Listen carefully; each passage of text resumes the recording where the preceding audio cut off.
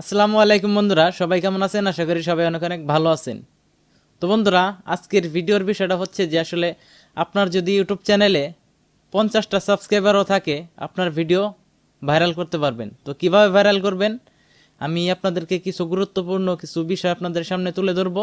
এই বিষয়গুলো আপনারা মেনে এবং কি এই টিপসগুলো আপনারা ফলো করে অবশ্যই আপনি কাজ করলে আপনার চ্যানেলের ভিডিওগুলা র্যাঙ্ক করবে এবং কি ভাইরাল হওয়ার সম্ভাবনা থাকবে। তো সেই বিষয়গুলো কি সম্পূর্ণ জানতে চাইলে অবশ্যই ভিডিওটা না টেনে ফার্স্ট থেকে লাস্ট পর্যন্ত আপনাকে দেখতে হবে। যদি আপনি ফার্স্ট থেকে লাস্ট পর্যন্ত দেখতে পারেন তাহলে অবশ্যই আপনি এই টিপসগুলো জানতে পারবেন। তারপরে এই টিপসগুলো জানার পর আপনি আপনার ইউটিউব ভিডিওতে সেগুলা আপনি অ্যাপ্লাই করতে পারবেন। তো তাই ভিডিওটা না টেনে সম্পূর্ণ দেখতে থাকুন। তো বন্ধুরা, ভিডিওটা শুরু করার আগে আমি যেই কথাটি বলে নিতে চাই সেই কথাটি হলো, আপনারা যারা এখনও আমাদের চ্যানেলে নতুন তারা অবশ্যই এই চ্যানেলটি সাবস্ক্রাইব করে নেবেন, আর যারা অলরেডি সাবস্ক্রাইব করছেন তাদেরকে অসংখ্য ধন্যবাদ। তো বন্ধুরা, আর কথা না বাড়িয়ে চলুন ভিডিও শুরু করা যাক। তো বন্ধুরা দেখেন, একটা ইউটিউব চ্যানেলের যে ভিডিওগুলো আছে সেই ভিডিও র্যাঙ্ক করার ক্ষেত্রে যেই বিষয়গুলো আগে আপনার লক্ষ্য রাখতে হবে সেই বিষয়গুলো হচ্ছে যে আপনার থাম্বনেল, তারপরে যে বিষয়টা আছে সেটা হচ্ছে যে আপনার ভিডিওর ক্লিক থ্রু রেট, তারপরে যে বিষয়টা রয়েছে সেটা হচ্ছে যে আপনার ভিডিও ডিউরেশন অনুযায়ী যে আপনার ওয়াচ টাইমটা আছে সেই ওয়াচ টাইম।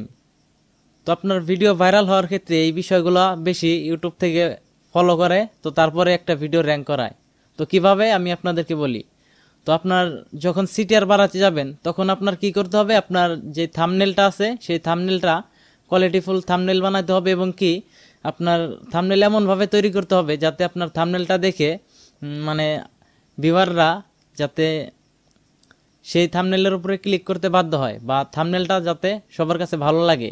যেমন ধরেন যে একটা জায়গায় 5টা ভিডিও শো করানো হলো, তো 5টা ভিডিওর মধ্যে দর্শকরা দেখবে যে কোন ভিডিওর যে থাম্বনেলটা সুন্দর হয়েছে বা ভিডিওর যে টাইটেল আছে সেই টাইটেলটা সুন্দর হয়েছে, মানে যেটা দেখে দর্শকদের ভালো লাগবে সেটাই কিন্তু ক্লিক করবে।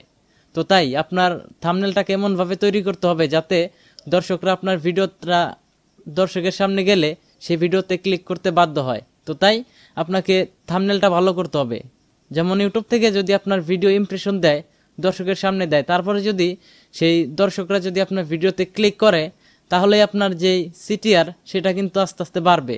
আর যদি দেখা গেছে যে আপনার ভিডিও ইউটিউব থেকে সাজেস্ট করে, দর্শকরা কিন্তু আপনার ভিডিওতে ক্লিক করে না, তাহলে কি হবে, আপনার ইমপ্রেশন অনুযায়ী আপনার যে ভিডিওর যে ক্লিক থ্রু রেট সেটা কিন্তু আস্তে আস্তে ডাউন হতে থাকবে।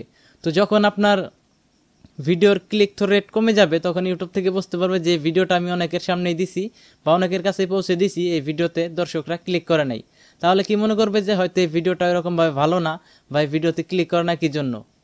তারপরে কি করে যে আপনার ভিডিওটা ডাউন করে দেয়। আর দেখবেন যে যার ভিডিওতে বেশি পরিমাণে ক্লিক পড়ে তখন ইউটিউব থেকে বুঝতে পারবে যে ভিডিওতে মনে হয় দম আছে বা এই ভিডিওতে ভালো রকম কোনো ইনফরমেশন আছে, তো এই জন্যই এই ভিডিওতে ক্লিক করতেছে। তখন ইউটিউব থেকে কি করবে, তখন ভাববে যে ভিডিওতে আরও ভালো ভালো হয়তো ইনফরমেশন আছে, এই ভিডিওটা আরও দর্শকের সামনে তুলে ধরা উচিত। তখন কি করবে, ইউটিউব থেকে যেই ভিডিওর সিটিআরটা বাড়তে থাকবে সেই ভিডিওটা আরও প্রচুর প্রচুর দর্শকের সামনে সেই ভিডিওটাই দেওয়া হবে, কারণ সেই ভিডিওর যে ক্লিক থ্রু রেট সেটা বেশি।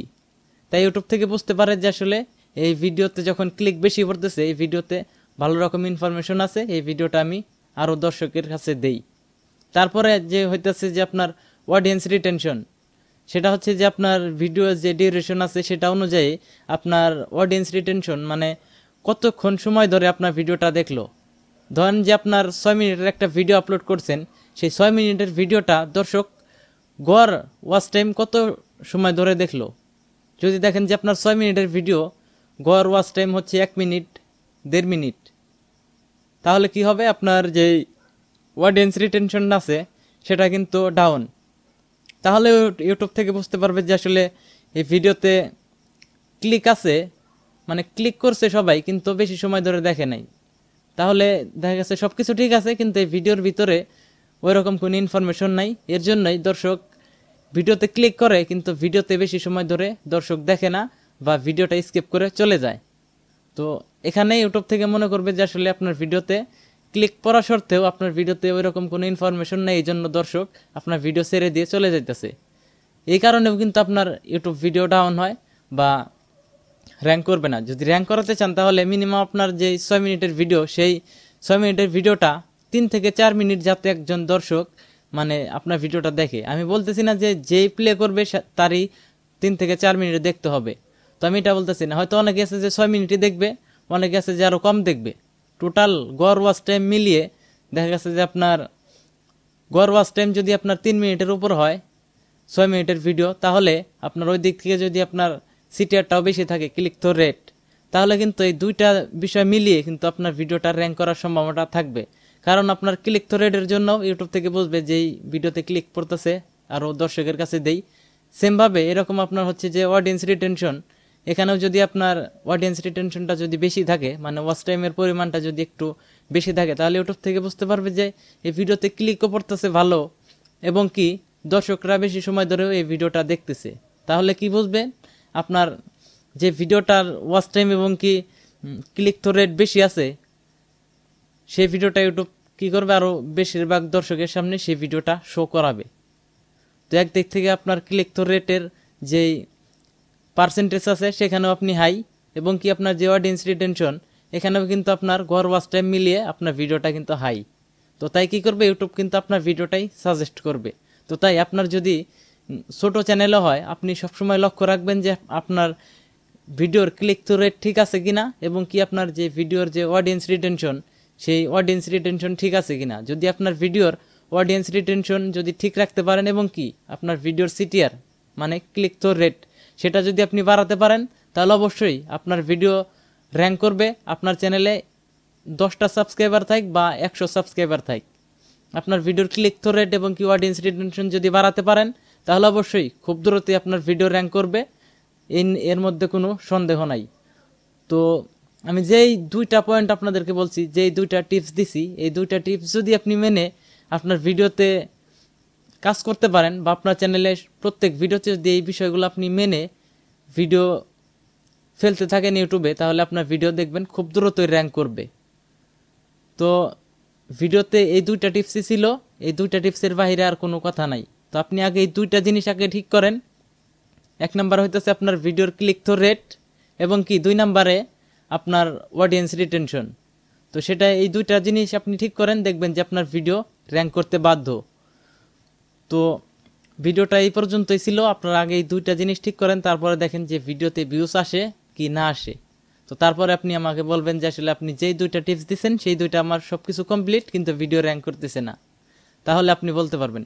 তবে এই দুইটা জিনিস আপনাকে ঠিক করতেই হবে। আপনার অডিয়েন্স রিটেনশনও বাড়াতে হবে, এবং কি ভালোভাবে থাম্বনেল তৈরি করে, এবং কি আপনার ভিডিওর যে টাইটেলটা আছে সেই টাইটেলটাও ভালোভাবে দিয়ে আপনার ভিডিওতে বেশিরভাগ দর্শককে ক্লিক করাতে হবে, এবং কি আপনার ভিডিওটা বেশি সময় ধরে দর্শককে দেখাতে হবে।